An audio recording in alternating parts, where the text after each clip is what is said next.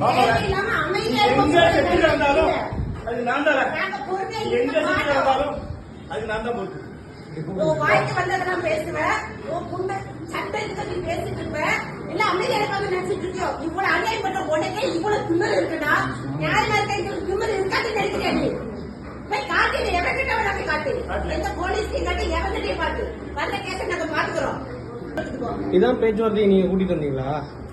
நீங்க நம்ம கவுன்சிலர் எங்க அப்பா சொல்ற பாருங்க. இல்ல நம்ம வந்து கூட இருக்கவங்க அவரை புடிச்சாரு தெரியாத எங்களுக்கு மனசாட்சி போட்டு சொல்லுங்க. எப்பா நீங்க இங்க எதுக்கு இந்த மாதிரி நம்ம பாருங்க என்ன பேசினாலும் அமைதியா அண்ணன பாட்டிங்க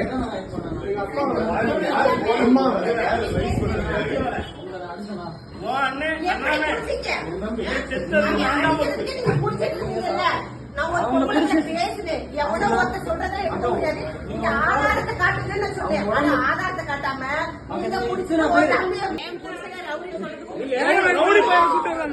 யாரும் வரக்கூடாது. இவங்கதான் இவன் தான் அடிச்சுட்டான் கேட்டியா? இந்த மூளை 4 பேரை கூட்டிட்டு வருவோம்.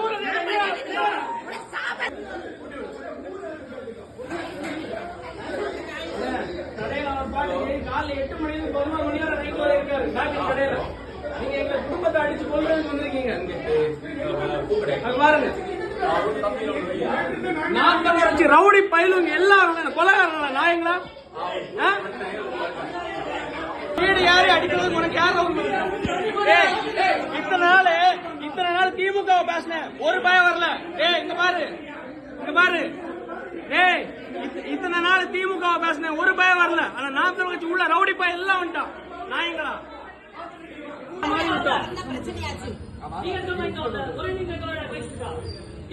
என் வீட்டுல ட்ரெஸ் பாஸ் பண்ணிருக்க, உனக்கு பேசினா என் வீட்டுக்கு லீகல் நோட்டீஸ் ஆகும்.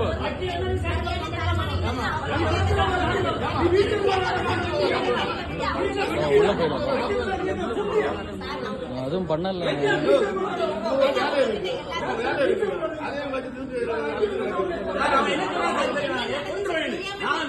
எல்லாம் வீடியோல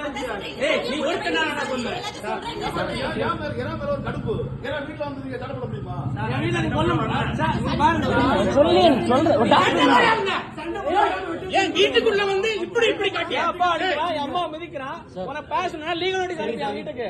அக்கா மாதிரி தானே வீட்டுக்கு அனுப்பிவிட்டேன், அண்ணன் மாதிரி தானே வீட்டுக்கு